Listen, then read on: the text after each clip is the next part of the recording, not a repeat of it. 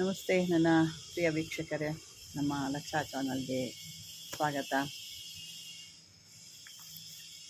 ಇವತ್ತು ನಾವು ತಿಳ್ಕೊಳ್ತಿರೋ ಅಂಥದ್ದು ವಿಷಯ ವೀಕ್ಷಕರೇ, ಯಾಕೆಂದರೆ ಸಾಕಷ್ಟು ನಮ್ಮ ವೀಕ್ಷಕರಿಗೆ ಗೊತ್ತಿಲ್ಲ ಇದು ಒಂದು ಏನು ಗಿಡ ಅಂತ. ಇವಾಗಲೇ ನಿಮಗೆ ಗೊತ್ತಾಗಿದೆ, ನಾನೇನು ಹೇಳೋಂತಿಲ್ಲ.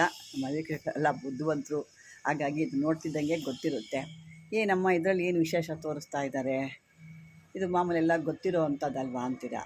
ಯಾಕೆಂದರೆ ಗೊತ್ತಿರೋ ಕಣ್ಣು ಮುಂದೆ ಇರೋದು ಯಾರಿಗೂ ಆ ವಿಷಯನೂ ಗೊತ್ತಿಲ್ಲ, ಆ ರೀತಿ ಇರ್ತಾರೆ. ಇದ್ರ ಬಗ್ಗೆ ಇದುವರೆಗೂ ಯಾರು ನಿಮಗೆ ಹೇಳ್ಕೊಟ್ಟು ಇಲ್ಲ, ಸುಳುವು ಕೊಟ್ಟಿಲ್ಲ. ಏನಪ್ಪ ಅಂದರೆ ಒಂದು ಪೂಜೆ ಮಾಡಿ ಅಂತ ಇಷ್ಟು ಮಾತ್ರ ಹೇಳಿರ್ತಾರೆ. ಇದರಿಂದ ಉಪಯೋಗಗಳೇನು, ಯಾವ ರೀತಿ ಉಪಯೋಗ ಮಾಡ್ಕೋಬೋದು, ಇದರಿಂದ ನಮ್ಗೆ ಸಿಕ್ಕಂಥ ಫಲಗಳೇನು ಅನ್ನೋದು ಇವತ್ತು ನಾನು ಪೂರ್ತಿಯಾಗಿ ನಿಮ್ಗೆ ಹೇಳ್ತೀನಿ. ಇದನ್ನು ನೀವು ಸರಿಯಾಗಿ ಸಿದ್ಧಿ ಮಾಡಿಕೊಂಡೆ ಅಷ್ಟು ಅದ್ಭುತವಾದಂಥ ಕೆಲವು ಕೆಲಸಗಳು ನಿಮಗೆ ಆಗೋಗುತ್ತೆ. ಬನ್ನಿ ಇವತ್ತು ನಾವು ಯಾವ ರೀತಿ ಏನು ಹೆಂಗೆ ನೋಡ್ಕೊಳ್ಳೋದು ಯಾವ ರೀತಿಯಾಗಿ ಅಂತ ತಿಳ್ಕೊಳ್ಳೋಣ.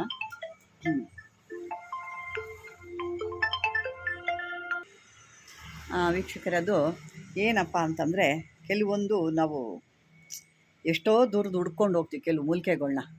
ಮನೆ ಕಣ್ಣು ಮುಂದೆ ಇರೋವಂಥ ಮೂಲಿಕೆಗಳು ನಮಗೆ ಗೊತ್ತಿರೋದಿಲ್ಲ. ಇದು ಏನು ಕೆಲಸ ಮಾಡುತ್ತೆ, ಇದು ಏನು ಇದು ಮನೆ ಮುಂದೆ ಎಲ್ಲ ಉಡುತ್ತೆ ಬಿಡು, ಎಲ್ಲರೂ ಸಿಗುತ್ತೆ, ಇದು ಯಾವುದು ವಿಶೇಷ ಅಂತೀವಿ ಅಂತ. ಇಂಥದ್ರೊಳಗಡೆ ಅದ್ಭುತವಾದಂಥ ಒಂದು ಔಷಧಿ ಗುಣವೂ ಹೌದು, ಮೂಲಿಕೆ ಕೂಡ ಹೌದು.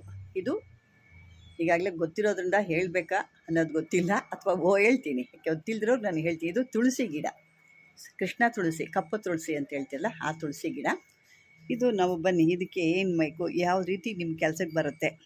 ನೀವು ಕೇಳ್ತಾ ಇದ್ದೀರಾ, ಹೆಂಗಮ್ಮ ಕೆಲಸಕ್ಕೆ ಬರುತ್ತೆ, ಇದೇನಮ್ಮ ಮಾಮೂಲಿ ಪೂಜೆ ಮಾಡ್ತೀವಿ, ಶುಕ್ರವಾರ ಮಂಗಳವಾರ ಒಂದು ದೀಪ ಹಚ್ಚಿತ್ವಿ, ರಂಗೋಲೆ ಬಿಡ್ತೀವಿ, ಕಡ್ಡಿ ಹಚ್ಚಿತ್ವಿ ಅಷ್ಟೇ ಅಲ್ವಾ ಅಂತ ಕೇಳ್ತೀರಾ. ಇಲ್ಲ, ಇದಕ್ಕಿಂತ ಅದ್ಭುತವಾದ ಕೆಲಸ ಈ ತುಳಸಿ ದೇವಿ ಒಳಗಡೆ ಇದೆ. ಬನ್ನಿ ಇವತ್ತು ಇದನ್ನು ಯಾವ ರೀತಿ ಮಾಡ್ಕೋಬೇಕು ಹೆಂಗೆ ಅಂತ ತಿಳ್ಕೊಳ್ಳೋಣ. ಇದಕ್ಕೆ ಕೆಲವೊಂದು ಮೂಲ ಮಂತ್ರ ಕೂಡ ಇದೆ, ನಾನು ಆದರೆ ಡಿಸ್ಕ್ರಿಪ್ಷನ್ ಕೊಡ್ತೀನಿ. ಇಲ್ಲಾಂದರೆ ಮಾಮೂಲಿಗೆ ಬರೀ ಒಂದು 5-6 ಅಕ್ಷರ ಇರೋದ್ರಿಂದ ನಿಮಗೆ ಹಾಗೇ ಹೇಳ್ತೀನಿ ನಾನು. ಈ ತುಳಸಿನ ನಾವು ಮಾಮೂಲಿಯಾಗಿ ಪೂಜೆ ಮಾಡೋದಕ್ಕಿಂತ ಒಂದು ವಿಶೇಷವಾಗಿ ನಾವು ಪೂಜೆ ಮಾಡಿದ್ರೆ ನಿಮಗೆ ಒಂದು ಅದ್ಭುತವಾದಂಥ ಒಂದು ಶಕ್ತಿ ಅಂತ ಹೇಳ್ಬೋದು. ನಾವು ಬೆಳಗ್ಗೆ ಎದ್ದು ಮಾಮೂಲಿಯಾಗಿ ಶುದ್ಧೋತವಾಗಿ ಸ್ನಾನ ಮಾಡಿಕೊಂಡು ತುಳಸಿ ಗಿಡಕ್ಕೆ ನಾವು ಹೋಗಿ ಪೂಜೆ ಮಾಡ್ತೀವಿ. ಅದಕ್ಕಿಂತ ನಾವು ಏನು ಮಾಡಬೇಕು, ಸ್ನಾನ ಮಾಡಿಕೊಂಡು ಅದಕ್ಕೂ ಕೂಡ ಒಂದು ನೀರನ್ನ ಶುದ್ಧೋದಕ ಸ್ನಾನಂ ಸಮರ್ಪಯಾಮಿ ಅಂತ ಒಂದು ಪಂಚ ಇದು ಇರುತ್ತೆ ನಿಮ್ಮ ಹತ್ರ, ಅದರೊಳಗಡೆ ನೀರು ಹಾಕ್ಕೊಂಡು ಅದಕ್ಕೆ ಕೂಡ 1 ಸ್ಪೂನ್ ನೀರನ್ನ ಶುದ್ಧೋದಕ ಸ್ನಾನಂ ಸಮರ್ಪಯಾಮಿ ಈಗಂತ ಹೇಳಿ ಗಿಡಕ್ಕಂತವ ನೀರು ಹಾಕಬೇಕು. ಆಮೇಲೆ ಹರಿದ್ರ ಕುಂಕುಮ ಸಮರ್ಪಯಾಮಿ, ಕುಂಕುಮ ದಾರಂ ಸಮರ್ಪಯಾಮಿ ಅಂತ ಹೇಳಿ, ಅಂದರೆ ಕುಂಕುಮದ್ದು ಒಂದು ಬತ್ತಿ ಬರುತ್ತೆ ನೋಡಿ, ಅದು ಬರುತ್ತೆ. ದರ್ಶಯಾಮಿ ಅಥವಾ ಪುಷ್ಪಂ ಪೂಜಯಾಮಿ, ಹೂವು ಅರಿಶಿನ ಹಾಕಬೇಕು. ಅರಿಶಿನ ಕುಂಕುಮಂ ಪುಷ್ಪಂ ಸಮರ್ಪಯಾಮಿ ಅಂತ ಹೇಳ್ಕೊಂಡು ಅರಿಶಿನ ಗಿಡಕ್ಕೆ ಹಾಕ್ಬೋದು. ನೀವು ಏನಿರುತ್ತೋ ಅದನ್ನು ಹಾಕ್ಬೋದು. ಇದಕ್ಕೆ ಏನಪ್ಪ ಅಂದರೆ, ನಾನು ಸಿಂಪಲಾಗಿ ಹೇಳಬೇಕು ಅಂದರೆ, ಗಿಡಕ್ಕೆ ನೀರು ಹಾಕಿ ಒಂದು ಗಂಧ ಹಾಕಿ ಕುಂಕುಮದ ಒಂದು ದಾರನ ಅದಕ್ಕೆ ಹಾಕಿ, ಪುಷ್ಪ ಅಂದರೆ ಹೂಗಳನ್ನ ಹಾಕ್ಬಿಟ್ಟು ಅರಿಶಿನ ಕುಂಕುಮಗಳೆಲ್ಲ ಹಾಕಿ ಹೂವು ಅರಿಶಿನ ಕುಂಕುಮ ಗಿಡಕ್ಕೆ ಹಾಕ್ಬಿಟ್ಟು ನಿವೇದನೆ ಮಾಡಿವಿ. ಅದಕ್ಕೆ ಒಂದು ಚಿಕ್ಕದಾಗಿ ಒಂದು ಮಂತ್ರ ಹೇಳ್ತೀನಿ, ಆ ಮಂತ್ರ ನೀವು ಹೇಳ್ಕೊಳ್ಳಿ ಲಾಸ್ಟಲ್ಲಿ.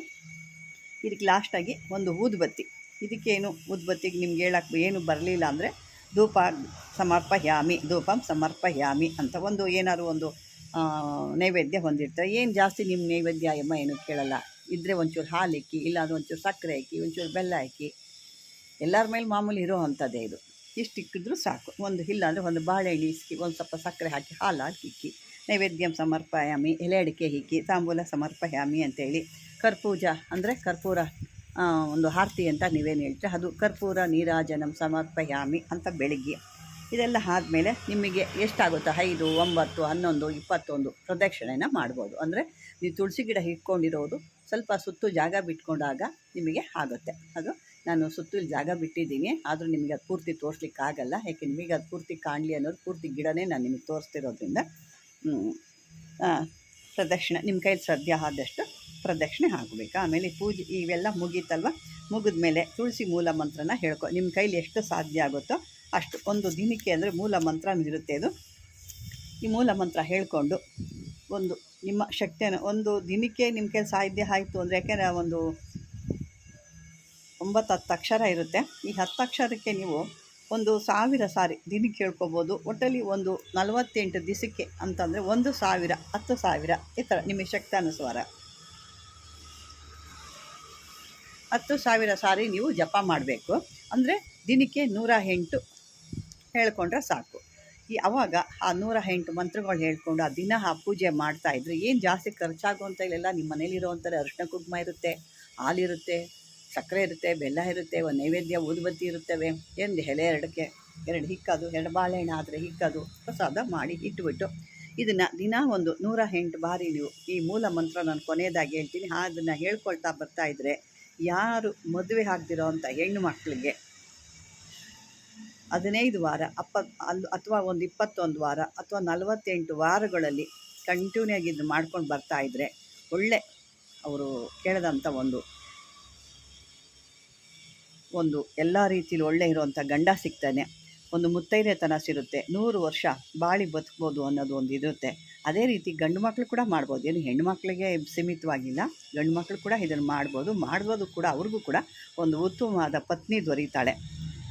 ಇದಕ್ಕೆಲ್ಲ ನೀವು ಎಷ್ಟು ಮಾಡಿದ್ರೂ ಒಂದು ಒಳ್ಳೆಯದೇ, ಅದು ಒಂದು ಬುದ್ಧಿವಂತ ಒಂದು ಐಶ್ವರ್ಯವಂತ ಪತಿ ದೊರಕ್ತಾನೆ. ಇದಕ್ಕೆ ಒಂದು ಅದ್ಭುತವಾದಂಥ ಒಂದು ಮುತ್ತೈದೆತನ ಕಾಪಾಡ್ಕೋಬೋದು, ಶಾಶ್ವತ ಬೀಳುತ್ತೆ. ಇದೇ ಪತ್ರೆಯನ್ನು ನೋಡಿ, ಇದು ಪೂಜೆಗೆಲ್ಲ ಆಯ್ತಿದ್ದು ಪೂಜೆ 21 ವಾರ, 48 ವಾರ ಅಥವಾ 15 ವಾರ ಈ ಪ್ರಕಾರವಾಗಿ ನೀವು ಮಾಡ್ಕೊಂಡು ಬಂದರೆ ಅವ್ರಿಗೆ ಆ ರೀತಿ ಒಂದು ಲಾಭಗಳು ಇದೆ ಅಂತ ನಾನು ಹೇಳಿದ್ದೀನಿ. ಈಗ ಇದನ್ನು ಕೆಲವೊಂದು ಕಾಯಿಲೆಗಳು ನಾವೇನು ತೊಗೊಳ್ಳೋಣ ಅಂತ ನೋಡೋಣ.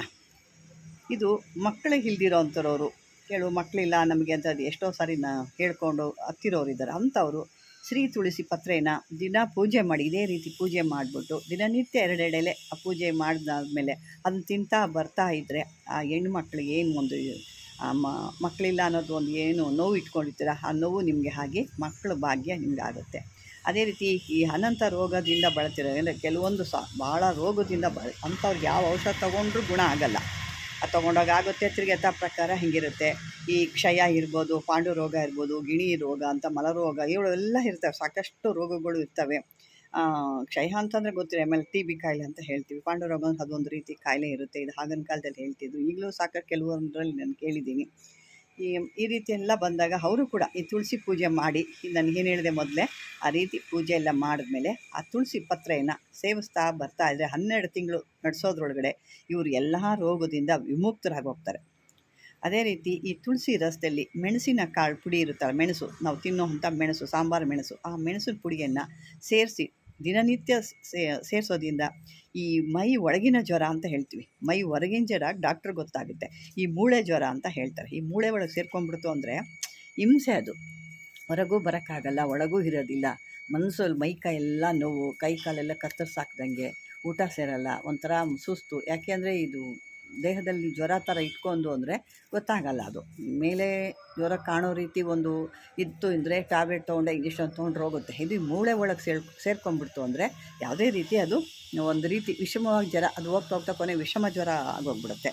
ಈ ರೀತಿ ಆಮೇಲೆ ವಿಷಮ ಜ್ವರಗಳು ಮತ್ತು ಈ ಕಫ, ಸಿಕ್ಕಾಬಟ್ಟೆ ಕಫ ಇರುತ್ತೆ. ಕಫ ಅಂದರೆ ಸಿಕ್ಕಾಬಟ್ಟೆ ಏನು ತೊಗೊಂಡೋಗಲ್ಲ, ಅದು ಏನು ಇದು ತೊಗೊಂಡ್ರೂ ಹೋಗಲ್ಲ, 2 ದಿವಸ ಹೋಗುತ್ತೆ, ಮತ್ತು 3ನೇ ದಿವಸಕ್ಕೆ ಅದೇ ರೀತಿ ಇರುತ್ತೆ. ಇಂಥದಕ್ಕೆಲ್ಲ ಸ್ವಲ್ಪ ಜೇನುತುಪ್ಪದಲ್ಲಿ ಅದನ್ನು ಮಿಕ್ಸ್ ಮಾಡಿಬಿಟ್ಟು ಅದು ನೆಕ್ಕೋದ್ರಿಂದ ಸ್ವಲ್ಪ ನಿಮಗೆ ಅದೇ ರೀತಿ ಎಲ್ಲ ಆ ಕಫ ಏನಿದ್ರೂ ಕಿತ್ತು ಬಂದುಬಿಡುತ್ತೆ. ಅದೇ ರೀತಿ ಯಾವುದೇ ರೀತಿ ನಿಮಗೆ ಮೂಳೆ ನೋವಿರ್ಬೋದು ಅಥವಾ ದೇಹದ ನೋವಿರ್ಬೋದು ಅಥವಾ ಕೆಲವೊಂದು ದುಷ್ಟಶಕ್ತಿಗಳದ್ದು ಒಂದು ಪ್ರಯೋಗ ಆಗಿರ್ಬೋದು, ಅದು ಆದಾಗಲೂ ಆಗುತ್ತೆ. ಮತ್ತು ಕೆಲವೊಂದು ದೃಷ್ಟಿಗಳು ಆದವು ಕೂಡ ಆಗುತ್ತೆ. ಇದೆಲ್ಲ ಆದಾಗ ಈ ರೀತಿ ಮಾಡ್ತಾಯಿದ್ರೆ ಕೆಲವ್ರಿಗಂತೂ ಈ ಕಿಬ್ಬು ಹೊಟ್ಟೆ ನೋವು ಜಾಸ್ತಿ ಇರುತ್ತೆ, ಈ ಕಿಬ್ಬು ಹೊಟ್ಟೆ ನೋವು ಜಾಸ್ತಿ ಇರುತ್ತೆ. ಅದು ಕೂಡ ಇದನ್ನು ತೊಗೊಳ್ತಾ ಇದ್ದರೆ ನಿತ್ಯವೂ ಈ ಒಂದು ತುಳಸಿ ಒಂದು ಮೆಣಸನ್ನ ತೊಗೊಂಡು ತಿಂತಾಯಿದ್ರೆ ಸಕಲ ರೋಗಗಳಿಂದ ನೀವು ಮುಕ್ತರಾಗ್ತೀರ. ಇದಕ್ಕಿನ್ನೂ ಸಾಕಷ್ಟು ಕೆಲಸಗಳು ನಿಮ್ಗೆ ಆಗಬೇಕು, ನನ್ನ ಎಲ್ಲ ಕೆಲಸಗಳು ಆಗ್ತಾಯಿಲ್ಲ, ವ್ಯವಹಾರ ಆಗ್ತಿಲ್ಲ, ಉದ್ಯೋಗ ಆಗ್ತಾಯಿಲ್ಲ ನಮಗೆ ಅನ್ನೋದಿದ್ರೆ ಅದಕ್ಕೂ ಕೂಡ ಒಂದು ಯಂತ್ರ ಬರುತ್ತೆ. ಆ ಯಂತ್ರನ ನೀವು ಅದನ್ನು ಬರ್ಕೊಂಡು ಒಂದು ಶಕ್ತಾಷ್ಟಕ ಗಂಧ, ನಾನು ಸಾಕಷ್ಟು ಅಷ್ಟಕಗಳು ಗಂಧಾಷ್ಟಕಗಳನ್ನೆಲ್ಲ ಶಿವಶಕ್ತಿ ಅಷ್ಟಕ, ಗಂಧಾಷ್ಟಕ ಕೆಲವೆಲ್ಲ ಹೇಳಿದೆ. ಅಂಥ ಶಕ್ತಾಷ್ಟಕ ಗಂಧವನ್ನು ಆ ಒಂದು ಯಂತ್ರಕ್ಕೆ ಬರೆದು ತಾಮ್ರದ ತಗಡಿನಲ್ಲಿ ಬರೆದುಬಿಟ್ಟು ಅದರೊಳಗೆ ಈ ಒಂದು ಶಕ್ತಾಷ್ಟಕ ಗಂಧನ ತುಂಬಿ ನೀವು ಸುರುಳಿ ಸುತ್ತಿ ಅದನ್ನು ಮಾಮೂಲಿಯಾಗಿ ಯಂತ್ರಗಳು ಮಾಡಿಕೊಂಡು ಹಾಕ್ಕೊಳ್ಳೋದ್ರಿಂದ ಕೂಡ ನಿಮಗೆ ನಿಮ್ಮ ಕೆಲಸ ಕಾರ್ಯಗಳು ಕೂಡ ಆಗುತ್ತೆ. ಎಲ್ಲ ರೀತಿಯ ವ್ಯವಸ್ಥೆಗಳು ಕೂಡ ನಿಮಗಾಗುತ್ತೆ ಅಂತ ಇದರಲ್ಲೂ ಒಂದು ಅದ್ಭುತವಾದಂಥ ಶಕ್ತಿ ಇದೆ. ಯಾಕೆಂದರೆ ಕೆಲವ್ರಿಗೆ ಗೊತ್ತಿರೋದಿಲ್ಲ. ಏಕೆಂದರೆ ಏನೋ ಒಂದು ತುಳಸಿ ಅಂದರೆ ಮಾಮೂಲಿ ಒಂದು ಶುಕ್ರವಾರ ಮಂಗಳವಾರ ಪೂಜೆಗೆ ಮಾತ್ರ ಆಹಾರ ಅಂತ ತಿಳ್ಕೊಂಡಿದ್ದೀರಾ. ಅದರ ಪ್ರತಿಯೊಂದು ತುಳಸಿ ಮಣಿ ಕೂಡ ಈ ತುಳಸಿ ಕಡ್ಡಿಗಳಿಂದನೇ ಆಗೋದು. ಅದ್ಭುತವಾದಂಥ, ಯಾಕೆ ಆ ತುಳಸಿ ಮಣೀಲಿ ನೋಡಿ ಅಂತ ವಿಷ್ಣು ಶಕ್ತಿ ಇರೋದ್ರಿಂದ ತುಳಸಿ ಮಣೀಲಿ ಮಾಡ್ತಾರೆ. ಆ ಕಡ್ಡಿ ಒಳಗಡೆ ತುಳಸಿ ಮಣಿಗಳು ಮಾಡ್ತಾರೆ. ಹಾಗಾಗಿ ನೀವು ಕೂಡ ಸಣ್ಣ ಸಣ್ಣ ಕಟ್ ಮಾಡಿಬಿಟ್ಟು ಒಂದು ಸ್ವಲ್ಪ ಕಷ್ಟ ಆಗುತ್ತೆ. ಯಾಕೆಂದರೆ ಅದು ಹೋಲ್ಸ್ ಮಾಡೋದು ಕಷ್ಟ ಆಗುತ್ತೆ. ಸ್ವಲ್ಪ ನೀವು ಪ್ರಯತ್ನ ಪಟ್ಟರೆ ನೀವೇ ಬೆಳೆಸಿ ನೀವೇ ಬಿಸಾಕೋದಕ್ಕಿಂತ ನೀವು ಆ ಥರ ಒಂದು ಮಣಿಗಳು ಮಾಡಿ ಹಾಕ್ಕೊಂಡ್ರಿ ಅಂದರೆ ಅದ್ಭುತವಾಗಿ ಕೆಲಸ ಆಗುತ್ತೆ ನೋಡಿ. ಅದು ಕೂಡ ಅದು ಯಾಕೆ ಸ್ವಂತವಾಗಿ ನೀವೇ ಹಾಕ್ಕೊಳ್ಳೋದು, ಯಾವುದೇ ರೀತಿಯಲ್ಲಿ ಮುಟ್ಟು ತಟ್ಟು ಏನೂ ಇರೋದಿಲ್ಲ. ಅಷ್ಟು ಅದ್ಭುತವಾಗಿ ಮಾಡುತ್ತೆ. ಈಗ ನಾನು ಆ ತುಳಸಿ ಮಂತ್ರ ಅನ್ನೋದು ಏನು ಹೇಳ್ತೀನಿ ನಿಮಗೆ. ಓಂ ಶ್ರೀಂ ಹ್ರೀಂ ಕ್ಲೀಂ ಐಂ ಬೃಂದಾವಗೆ ಸ್ವಾಹ ಅಂತ ಇದು ಸ್ವಲ್ಪ ಇದು ಅರ್ಥ ಮಾಡ್ಕೊಳ್ಳಿ. ಓಂ ಶ್ರೀಂ ಹ್ರೀಂ ಕ್ಲೀಂ ಐಂ ಬೃಂದವಾಗ್ಯೆ ಸ್ವಾಹ ಅಂತ ಬರುತ್ತೆ. ಇದನ್ನು ನೀವು ನಿಮ್ಗೆ ಶಕ್ತಾರು ದಿನಕ್ಕೆ 108 ಸಾರಿ, ಅದರಲ್ಲಿ ನೀವು 15 ದಿವಸ ಮಾಡ್ತೀರಾ, 21 ವಾರ ಮಾಡ್ತೀರಾ, ಅಥವಾ 15 ವಾರ ಮಾಡ್ತೀರಾ, 48 ವಾರ ಮಾಡ್ತೀರಾ, ಅದು ನಿಮಗೆ ಸೇರಿದ್ದು. ಆವಾಗ ಅದು ಎಷ್ಟಾಗುತ್ತೆ, 1,00,000 ಆಗುತ್ತಾ, ಎಷ್ಟಾಗುತ್ತೆ ಅಂತ ನೀವು ತಿಳ್ಕೊಬೇಕಾಗುತ್ತೆ. ಇದು ಮಾಡ್ಕೊಂಬಂದಾಗ ಒಳ್ಳೆಯ ಹೆಣ್ಣಿಗೆ ಒಂದು ಗಂಡ ಅಥವಾ ಗಂಡಿಗೆ ಒಳ್ಳೆಯ ಹೆಣ್ಣು, ಒಂದು ಎಲ್ಲ ರೀತಿ ಒಂದು ಹೇಳ್ತೀವಲ್ವ, ಮಹಾಲಕ್ಷ್ಮಿ ಅಂತ ಒಂದು ನಮ್ಮ ಮನೆಗೆ ಸೊಸೆ ಬೇಕು, ನಮ್ಮ ಮನೆಗೆ ಮಗಳ ಥರ ಇರುವಂಥ ಹುಡುಗಿ ಬೇಕು ಅಂತ ಒಂದು ಹುಡುಗಿ ಸಿಗುತ್ತೆ.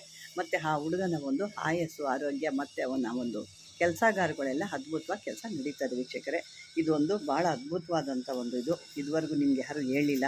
ಬರೀ ತುಳಸಿ ಅಂದರೆ ಏನು ಅಂತ ಹೇಳ್ಕೊತೀರಾ. ಈ ರೀತಿ ಮಾಡಿ ನಿಮಗಿನ್ನೂ ಎಕ್ಸ್ಟ್ರಾ ಬೇಕು ಅಂದರೂ ಕೂಡ ಇದನ್ನೆಲ್ಲ ನೀವು ಇನ್ನೂ ಕೆಲವೊಂದು ತುಳಸಿ ಮಂತ್ರನೇ ಬರುತ್ತೆ, ಹೇಳ್ಕೊಂಡು ಕೂಡ ಮಾಡ್ಬೋದು. ಇದು ಮೂಲ ಮಂತ್ರ, ನಾನು ಹೇಳಿದ್ದೀಗ ನಿಮಗೆ ಮೂಲ ಮಂತ್ರ. ನಿಮಗೆ ತುಳಸಿ ಮಂತ್ರನೇ ಬೇಕು ಅಂದರೆ ಗೂಗಲ್ ಹೊಡೆದಾಗ ಬರುತ್ತೆ. ಅಥವಾ ನಿಮಗೆ ಬೇಕು ಅಂತ ಹೇಳಿದ್ರೆ ನಾನು ಕೂಡ ಒಂದು 4-5 ಲೈನ್ ಬರುತ್ತೆ, ಅದನ್ನು ನಾನು ಬೇಕಾದ್ರೆ ನಿಮಗೆ ಬೇಕು ಅಂತ ಹೇಳಿದ್ರೆ ಕಳಿಸ್ಕೊಡ್ತೀನಿ. ಇದೊಂದು ತುಳಸಿ ಮಂತ್ರ ಕೂಡ ಇರುತ್ತೆ. ಅದನ್ನು ಕೂಡ ನಿಮ್ಮ ಕೆಲಸಗಳಿಗೆ, ನಿಮ್ಮ ಎಲ್ಲ ಒಂದು ವ್ಯವಹಾರಗಳು ಕೂಡ ಇದನ್ನು ನೀವು ಹಾಕ್ಕೊಂಡಾಗ ಅದ್ಭುತವಾಗಿ ಒಂದು ಕನಸುಗಳು ಬೀಳುತ್ತೆ. ಒಳ್ಳೆ ಕನಸುಗಳು, ಮುನ್ಸೂಚನೆ, ಒಳ್ಳೆ ರೀತಿಯಲ್ಲಿ ಇರುವಂಥ ಮುನ್ಸೂಚನೆ ಆಗುತ್ತೆ. ಇವೆಲ್ಲ ಒಂದು ನಿಮಗೆ ಅದ್ಭುತವಾದಂಥದ್ದು. ಯಾಕೆ ಅಂತಂದರೆ ನಾನು ಇದ್ರ ಬಗ್ಗೆ ಎಷ್ಟು ಹೇಳಿದ್ರು ಸಾಲಲ್ಲ. ಅದ್ರ ಜಾಸ್ತಿ ಹೇಳೋಕ್ಕೆ ಹೋದರೆ ನಿಮಗೂ ವೀಡಿಯೋಲಿ ಎಂತಾಗುತ್ತೆ, ನೋಡೋಕ್ಕೆ ಬೇಜಾರಾಗುತ್ತೆ. ಹಾಗಾಗಿ ನನಗೆ ಇಲ್ಲಿಗೆ ನಾನು ಮುಗಿಸ್ತಾ ಇದ್ದೀನಿ. ಇದೊಂದು ಅದ್ಭುತವಾಗಿ ಕೆಲಸ ಆಗಬೇಕು. ಇದನ್ನು ಪ್ರಯೋಗ ಮಾಡಿ ನೋಡಿ. ಹೆಣ್ಮಕ್ಳು ಯಾರು ಮದುವೆ ಆಗ್ತಿಲ್ಲ, ಗಂಡು ಮಕ್ಳು ಯಾರು ಮದುವೆ ಆಗ್ತಿಲ್ಲ, ಇದನ್ನು ಅದ್ಭುತವಾಗಿ ನೋಡ್ಕೊಳ್ಳಿ. ನಿಮಗೆ ಅದು ಅರ್ಥ ಆಗುತ್ತೆ. 15 ವಾರ ಅಥವಾ 21 ವಾರ, 48 ವಾರ ಅಷ್ಟು ಒಳಗಡೆ ಕೂಡ ನಿಮಗೆ ಒಂದು ವಿಶೇಷವಾದ ಸಿದ್ಧಿ ಸಿಗುತ್ತೆ ಅಂತ ಹೇಳ್ತಾ, ಈ ನನ್ನ ವೀಡಿಯೋ ನಿಮ್ಗೆ ಇಷ್ಟವಾದರೆ ಲೈಕ್ ಮಾಡಿ, ಶೇರ್ ಮಾಡಿ, ಆದಷ್ಟು ಸಬ್ಸ್ಕ್ರೈಬರ್ ಮಾಡ್ಕೊಳ್ಳಿ. ಯಾರು ಹೊಸದಾಗಿ ಈಗ ನೋಡ್ತಾ ಇದ್ದೀರೋ ಅವರು ಸಬ್ಸ್ಕ್ರೈಬರ್ ಮಾಡ್ಕೊಳ್ಳಿ. ಯಾಕಂದರೆ ಕೆಲವರು ಸಬ್ಸ್ಕ್ರೈಬರ್ ಮಾಡ್ಕೊಳ್ಳೋಕ್ಕೆ ಪಾಪ ಗೊತ್ತಾಗ್ತಾ ಇಲ್ಲಮ್ಮ ಅಂತ ಪಾಪ ಹೇಳ್ತಾರೆ. ಅಲ್ಲೊಂದು ಬೆಲ್ ಥರ ಸಿಂಬಲ್ ಇರುತ್ತೆ, ಅಂದರೆ ಅಲ್ಲೊಂದು ಆಕಾರ ಇರುತ್ತೆ, ಅದನ್ನು ಟಚ್ ಮಾಡಬೇಕು. ಅದನ್ನು ಟಚ್ ಮಾಡಿದ್ರೆ ಪಕ್ಕದಲ್ಲಿ ನಿಮಗೆ ಹಾಲ್ ಅಂತ ಬರುತ್ತೆ. ಹಾಲನ್ನ ಟಚ್ ಮಾಡಿದ್ರೆ ನಿಮಗೆ ನನ್ನ ವೀಡಿಯೋಗಳೆಲ್ಲ ನಿಮಗೆ ಬರುತ್ತೆ ಅಂತ ಹೇಳ್ತಾ, ಇದುವರೆಗೂ ನನ್ನ ವೀಡಿಯೋ ನೋಡಿದ್ದಕ್ಕೆ ಧನ್ಯವಾದಗಳು. ನನ್ನ